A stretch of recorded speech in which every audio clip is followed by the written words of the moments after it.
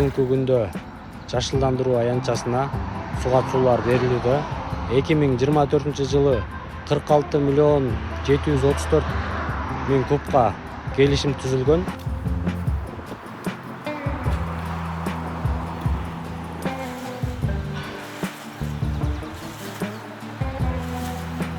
Октябрьский райондо Ататүрк паркында дайыма жаткан ошолор. Проспект Чыңгыз Айтматов эмелерди мындай этабы менен бир жумада бир мындай сугарып турабыз. Улам кайсы жагы кургап бараса ошол жагына суу салабыз. Күн жакшы ызып, өй жактан суу жакшы эрип берсе, жайында уже анда толук кандуу суу бере алабыз.